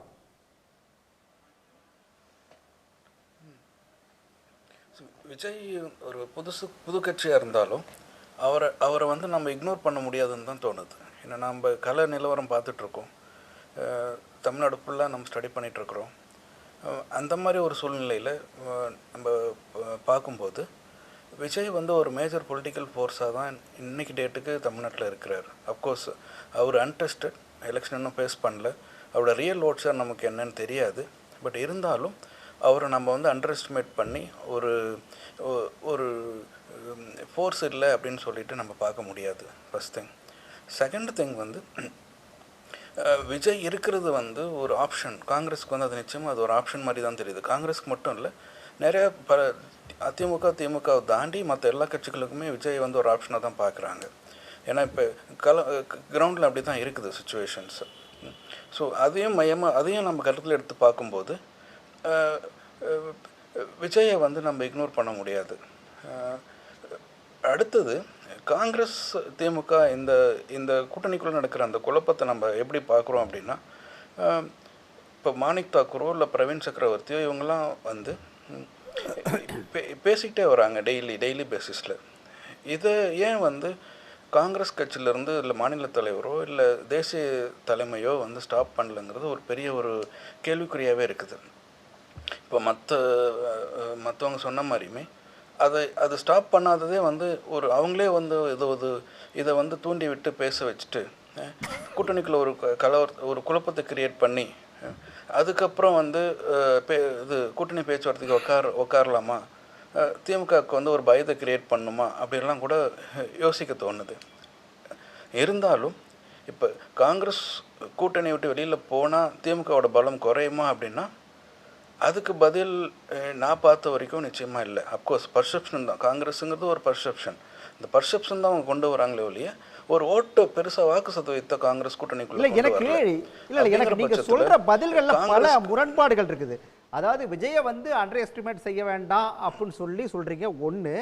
ஆனால் விஜய் வந்து கூட்டணிக்கான அழைப்பை விடுத்துமே கூட இன்னும் ஒரு கட்சி அவரை வந்து அதை ரொம்ப குறைச்சி மதிப்பிட வேண்டாம் அப்படின்னு சொன்னால் இன்னும் ஒரு கட்சிகளும் அந்த பக்கம் ஏன் போகலை அப்படிங்கிறது ஒரு கேள்வி. ரெண்டாவது, காங்கிரஸ் போனாலும் திமுகவுடைய பலம் குறையாது அப்படின்னு சொல்றீங்க. இது ரெண்டுமே வேற வேற மாதிரி இருக்குது. விஜய் கூட்டணிக்கு அழைச்சோம் ஏன் மற்றவங்க போகல அப்படின்னா, விஜய்கிட்ட இருக்கிற ஸ்ட்ரென்த்து அவர்னால ஆட்சி அமைக்க முடியாது. இப்போ நீங்கள் கூட்டணி விஜய் நம்பி நம்ம களத்துக்கு எலெக்ஷனை பேஸ் பண்ணும்போது நிறைய சீட்டில் நம்ம கண்டெஸ்ட் பண்ணலாம். பட் ஆனால் எத்தனை சீட்டு ஜெயிக்க போகிறோம்னு நமக்கு தெரியாது. ஆனால் அதுவே திமுக கூட்டணியில் இருந்து நம்ம கண்டெஸ்ட் பண்ணும்போது நம்மளால் எத்தனை சீட் ஜெயிக்க முடியும், நம்மளால் ப்ரிடிக்ட் பண்ண முடியும். அதிமுகலையும் அதே மாதிரி ஏற்கனவே அவங்க இந்த கூட்டணியை வந்து சில டைம் ஜெயிச்சு காட்டியிருக்கிறாங்க. ஆனால் விஜய் வந்து அன்ப்ரூவன், அதனால் அந்த டவுட் இருந்துகிட்டே தான் இருக்கும். விஜய் எப்படி பார்க்குறோம் அப்படின்னா, மற்ற புது கட்சிக்கும் விஜயும் நம்ம கம்பேர் பண்ணி பார்க்கும்போது விஜய் பெருசாக தெரியாது. இப்போ நாம் தமிழரோ இல்லை அதுக்கு முன்னாடி வந்த தேமுதிக இல்லை அதுக்கு முன்னாடி வந்த இப்போ டிஎம்சி, நாம் தமிழரோட தான் அப்படி நீங்கள் ஒப்பிடுறீங்க விஜயை. அவங்களுக்கு மற்ற பேர் இந்த அதிமுகவும் திமுகவும் சொல்லிட்டு இருக்காங்கல்ல, அதை விஜய் சொல்றாரு இல்லையா, வந்து எங்களுக்கு போட்டி அப்படிங்கிறது திமுக கூட தான் அப்படின்னு சொல்லி அவர் சொல்றாரு. இந்த பக்கம் அதிமுக வந்து எங்களுக்கு போட்டி அப்படிங்கிறது திமுக கூட சொல்லிட்டு அவங்க சொல்றாங்க. ஆனால் நீங்கள் சொல்கிறது களத்தில் போட்டி அப்படிங்கிறது வந்து விஜய்க்கும், அதாவது தாவேக்காவுக்கும் நாம் தமிழருக்கு தான் இருக்கும் அப்படின்னு சொல்கிறீங்க. இல்லை, நாம் தமிழர் வந்து 8% வாக்கு சதவீதம் வரைக்கும் வாங்கியிருக்கிறாங்க லாஸ்ட் எலெக்ஷனில். ஆனால் விஜய் வந்து 8ஐயும் தாண்டி ஒரு 20%, 21%, 22% வரைக்கும் நம்ம பார்க்குறோம் களத்தில். ஸோ ஒரு புது கட்சியாக விஜய்க்கு வந்து பலம் அதிகமாக இருக்குது. ஆனால் அந்த பலத்தை வச்சு அவர் தனிப்பெரும் மெஜாரிட்டி வாங்க முடியாது. நிறைய சீட் அவரால் ஜெயிக்க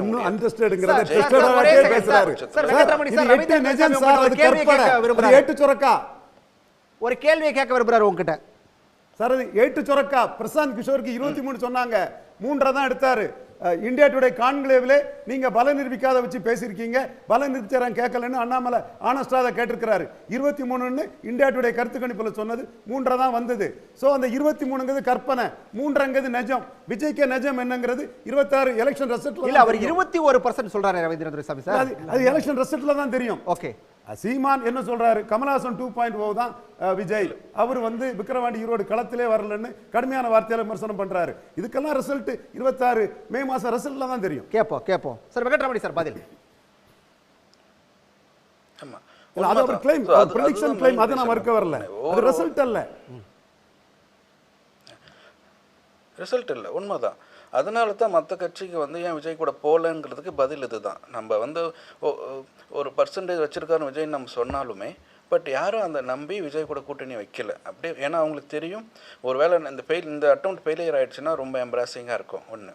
ஸோ பட் காங்கிரஸ் வந்து விஜய் ஒரு ஆப்ஷனாக வச்சு திமுகவை டிஸ்டர்ப் பண்ணும்போது அது ஒரு ரைட் ஸ்ட்ராட்டஜி மாதிரி தெரியல. ஸோ காங்கிரஸுக்கு அது ஒரு பாதிப்பை க்ரியேட் பண்ணும். அவங்க நினைக்கிற அப்ஜெக்டிவை அச்சீவ் பண்ண முடியாது. ரைட். இன்றைய விவாதம் தொடர்பாக நேயர்கள் முன்னாடி ஒரு கேள்வியை முன் வச்சிருந்தோம். என்ன பதில் சொல்லியிருக்காங்கன்னு பார்த்து நம்ம தொடர்ந்து வாதிக்கலாம். எடப்பாடி பழனிசாமியை அவரது கூட்டணி கட்சியினரே ஏற்றுக்கொள்ளாமல் பாஜகவுடன் நேரடியாக சண்டையிடுகிறார்கள் என்று முதலமைச்சர் மு க ஸ்டாலின் கூறியிருப்பது அப்படிங்கிறது சரி அப்படின்னு சொல்லி 75% பேரும், தவறு அப்படின்னு சொல்லி 21% பேரும், இதில் கருத்து எதுவும் இல்லை அப்படின்னு சொல்லி 4% பேரும் குறிப்பிட்டிருக்காங்க. முதலமைச்சர் விமர்சனம் அப்படிங்கிறது சரிதான் அப்படின்னு சொல்லி சொன்னவங்க 75% பேர். பிரியன் சார், நிறைவு பார்வையாக பேசிடலாம், உங்களோட கருத்து. சுருக்கமாக சொல்கிறேன். அதாவது விஜயோடைய வாக்கு வங்கி என்னன்னு தெரியாத போது அவருக்கு 3% தான் இருக்குன்னு சொல்கிறதுக்கும் சிலருக்கு உரிமை இருக்குது. அவர் 30% சொல்கிறது இருக்குன்னு சொல்கிறதுக்கு விஜய்க்கு உரிமை இருக்குது. அதனால வந்து ரிசல்ட் தான் தெரியும். 3-30. ஒரு நிமிஷம் இருங்க, பதட்டப்படாதீங்க. பதட்டப்படல, நீங்க பதட்டப்படாதீங்க. உண்மைதான் சொல்றேன். நீங்க 3% சொல்றதுக்கு உங்களுக்கு நான் சொல்லல, 3 சொல்லல. சரி, நீங்க 0 சொல்லுங்க. 0 இல்ல, ரிசல்ட் தான் தெரியும்னு சொல்றேன். சரி விடுங்க, அப்ப நான் பேசுறதுக்கு அலோ பண்ணுங்க. நான் தெளிவா இருக்கேன். நீங்க பதட்டப்படாதீங்க, வன்மத்துல பேசாதீங்க. நான் பேசுறதுக்கு அலோ பண்ணுங்க. நீங்க வன்மத்துல தான் இப்படி பேசி மாட்டீங்க பல இடத்துல. விஜய் சசிகலா விஷயத்துல இப்படி தான் பேசி ஏன்ட்ட மாட்டீங்க. நீங்க அண்ணாமலைக்கும் சீட் ஷேரிங் என்ன சம்பந்தம் இருக்கு? அவரை முக்கியத்துவம் கொடுத்து பேசுறீங்க. பாஜக அண்ணாமலைக்கு என்ன பொறுப்பு இருக்கு? அவர் என்ன சீட் ஷேர் பண்ணுவார்? அண்ணாமலை சீட் ஷேர் பண்ணலாம் திருப்பரங்குன்ற விஷயத்தை பேசுறாரு. அண்ணாமலைக்கும் பாஜக நீங்க என்ன சார் பொறுப்பு இருக்கு? அவர் சொல்றாரு அண்ணாமலை தான் பேசுறாரு. கற்பனையில பேசினா என்ன அர்த்தம் சார்? திருப்பரங்குன்ற இஷ்யூ அண்ணாமலை தான் பேசினாரு. பாஜகல வந்து அண்ணாமலை தான் சீட் ஷேரிங் பண்றாரு எப்படி பேச முடியும்? அண்ணாமலை நிரூபிச்ச ஒரு அண்ணாமலை சீட் ஷேரிங் பேசுறாரா? நயனார் சொல்லி இருக்காரு. அண்ணாமலை சீட் ஷேரிங் பேசுறாரா? எம்ஜிஆர் அடுத்து அண்ணாமலை நயனார் சொல்லி இருக்காரு. சீட் ஷேரிங் அண்ணாமலை பேசுறாரா? நீங்க தம்பி வா தலைவா வார்க்கன்னு தமிழிசை சொல்லி இருக்காரு. அண்ணாமலை உழைப்புல கிடைச்ச வெற்றின்னு பாருங்க ஓபிஎஸ் இதெல்லாம் பேசாதீங்க. நீங்க சும்மா ப்ரொஜெக்ட் பண்ண கூடாது. அண்ணாமலை நீங்க சீட் ஷேரிங் பத்தி சார் நான் ஓபிஎஸ் சொன்னதை சொல்றேன் சார். நீங்க ஓபிஎஸ் சொன்னதை சொல்லவே முடியாது. அது ரியாலிட்டி கிடையாது. சொன்னாரா இல்லையா? அது ரியாலிட்டி கிடையாது. சொன்னாரா இல்லையா? சொன்னாரா இல்லையா? விஜய் பத்தி பேசும்போது வரக்கூடாது உள்ள. சொன்னாரா இல்லையா? விஜய் பத்தி ஒண்ணு சொன்னாரா இல்லையா? நீங்க அண்ணாமலை நீங்க அப்படி சொல்லவே இல்லை. ஓபிஎஸ் சொன்னது சொல்லவே இல்லை. நீங்க என்ன சொன்னீங்க? அண்ணாமலை தான் நீங்க சீட் ஷேரிங் பத்தி பேசிட்டு இருக்காரு. நீங்க அண்ணாமலைக்கு என்ன பொறுப்பு இருக்கு? நீங்க பாஜக என்ன பொறுப்பு இருக்கு? என்ன பொறுப்பு சொல்லுங்க. அண்ணாமலை பிஎம்ஓ கிட்ட பலத்துக்குரிய சீட் அதெல்லாம் கற்பனை. பிஎம்ஓக்கு பேசினா உங்களுக்கு எப்படி தெரியாது? கண்டிப்பா தெரியும். 100% அதெல்லாம் சும்மா சசிகலா விஷயத்துல நீங்க சொல்லி அதெல்லாம் ஒத்துக்க முடியாது. அதே மாதிரி அதெல்லாம் விஜய் ஒத்துக்க முடியாது. விஷயம் பிஎம்ஓ ஒத்துக்கலாம். நாளைக்கு பாருங்க, நாளைக்கு பாருங்க. அலோ பண்ணுங்க. விஜய் சொன்னா பதறாதீங்க கொஞ்சம். இல்ல ஒண்ணும் இல்ல. நான் சொல்றது ஒண்ணும் இல்ல. 0% ஆயிப்போம். அண்ணாமலை நீங்க சசிகலா விஷயத்துல பல்ப் வாங்குனீங்க. நீங்க குருமூர்த்தி, சுப்பிரமணிய சாமி எல்லாரும் சேர்ந்து தான் வாங்குனீங்க. இருங்க சார். சசிகலா விஷயத்துல அது பெரிய தனி ஸ்டோரி. பேசுங்க. ஆனஸ்டா பேசுங்க. அது தனி ஸ்டோரி. ஆனஸ்டா பேசுங்க. அது தனி ஸ்டோரி. Honest person. அண்ணாமலை பத்தி இன்னைக்கு நீங்க பேசுறீங்க. நீங்க சசிகலா விஷயத்துல பல்ப் வாங்குன மாதிரி விஜய் விஷயத்துல வாரீங்க. நேரத்தை எடுத்துக்கிறார். அண்ணாமலை இன்னைக்கு அவருக்கு என்ன ரோல் பாஜக தமிழ்நாடு பாஜகல அவர் எப்படி சீட் ஷேரிங் பத்தி பேச முடியும்? தேவையில்லாம ப்ரொஜெக்ட் நியாயமான கேள்வி தானே ரவீந்திரன்? தேவையில்லாம ப்ரொஜெக்ட் பண்ண கூடாது. நியாயமான கேள்வி தானே இது? கண்டிப்பா. இன்னைக்கு அண்ணாமலை என்ன இடத்துல இருக்காரு, என்ன பொசிஷன்ல இருக்காரு, அவர் எப்படி சீட் ஷேரிங் இது பண்ண முன்னாள் முடியும்? தலைவர் சீட் ஷேரிங் பற்றி அவர் பேசுறாரு. கேந்திர இதுக்கு கேடருக்கு பொறுப்பாட்ட அவர் வாராரு. பலத்துக்குரிய சீட்டு வாங்கலன்னா 29ல எடப்பாடி ஏமாத்திடுவாங்க கருத்தை கட்சிக்குள்ள சொல்லி இருக்கிறாரு. 100% அப்பாவுக்கு உடம்பு சரியில்லைன்னு சொல்லிட்டு அவர் தான் கிளம்பிட்டாரு. அவர் இன்னும் சீட் ஷேரிங் பத்தி சீட் ஷேரிங் பிரச்சனைக்காக அப்பாவுக்கு உடம்பு சரியில்லைங்கிறாரு. அது காரணம் நடத்துறது எடப்பாடி பழனிசாமி கூட தான். அவர் நிழல் யுத்தத்தை நடத்துறாரு. சசிகலா விஷயத்துல இவரு குருமூர்த்தி, சுப்பிரமணிய சாமி எல்லாம் சொல்லி பேசுறீங்க. சரி பிரியன் சார் என்னோட பாயிண்ட் என்னன்னா சொல்ல வந்தது என்னன்னா விஜய்க்கு என்ன பர்சன்டேஜ் இருக்குன்னு தெரியாதா? எதுக்கு இதை சொல்ல வந்தேன்னா தேமுதிக நாளைக்கு வந்து திமுகவோட சேர்ந்துட்டு திடீர்னு பாஜகவோட போயிட்டுனா என்ன பண்ணுறது சார் கேட்டார். அது நியாயமான கேள்வி. ஆனால் தேமுதிக வந்து ஒரு பெரிய கட்சியாவோ ஒரு பெரிய ஒரு வாக்கு சதவீதம் வாங்குற கட்சியாவோ இல்லை. அது நாளைக்கு வந்து பாஜக திமுகவோட சேர்ந்துட்டு பாஜகவோட போனாலும் கவலை இல்லை. ஆனால் விஜய் அப்படி ஒரு பல்ட்டி அடிச்சாருன்னா அது தமிழ்நாடு பாலிடிக்ஸில் ஒரு இம்பாக்டை உண்டு பண்ணும். அதனால சொல்ல வந்தேன். அதனால தான் விஜயோடைய பாஜக எதிர்ப்பு என்பது கேள்விக்குறியாகிறது. சார் இல்லை விஜய் கெப்பாசிட்டியே இது வரைக்கும் நான் டெஸ்டடு. அப்புறம் எப்படி விஜய் பாஜக ஒரு மாட்டிடுவார்னு? தேமுதிகலாம் டெஸ்டட். ஒரு நேரம் எதிர்கட்சியாகவே இருந்த கட்சி. இழந்த வாக்குகளை மீட்கக்கூடிய ஆற்றல் இருக்கும் நம்ம நம்பலாம். என்னைக்கு இருந்தாலும், இன்னைக்கு இல்லைன்னா நாளைக்கு இருந்தாலும். ஆனால் விஜய் அன்டெஸ்டடு. அப்போ அவர் பிஜேபிக்கு ஒரு ஆபத்து அவர் சேர்ந்தா. ஆனால் தேமுதிக ஆபத்து இல்லைன்னா எப்படி அது பொருத்தமாக இருக்கும்? நான் உறுதியா நம்புறேன் சார். தேமுதிகவோட விஜய் பலமானவர். என்ன சந்தேகமும் நிரூபிக்கிறாரோ இல்லையோ தேமுதிகவோட நிறைவா அதாவது தாவேக்கால் இருக்கக்கூடிய அருண்ராஜ் சொன்னதுங்கிறது வெற்றி பெறும் அளவுக்கு எங்க கிட்ட வாக்கு சதவீதம் இருக்குன்னு அவர் சொல்றாரு. வெங்கட்ராமணி சார் குறிப்பிட்டது அப்படிங்கிறது 22% அப்படின்னு அவர் ஒரு கணக்கு சொல்றாரு. உங்க கணக்கு நிறைவா? ஆக்சுவலாக இன்றைக்கி இந்த தேமுதிகவோட வந்து நிச்சயமாக வந்து விஜயினுடைய கட்சி வந்து கணிசமான வாக்குகள் வாங்கும் என்பதில் யாருக்கும் மாற்று கருத்து இருக்க முடியாது. குறைந்தபட்சம் வந்து தேர்தல் என்பதை வந்து நீங்கள் வந்து எந்த கட்சியாக இருந்தாலும் ஒரு கொள்கை சார்ந்த கூட்டணிகளை அமைப்பது என்பது தான் சரியாக இருக்கும்.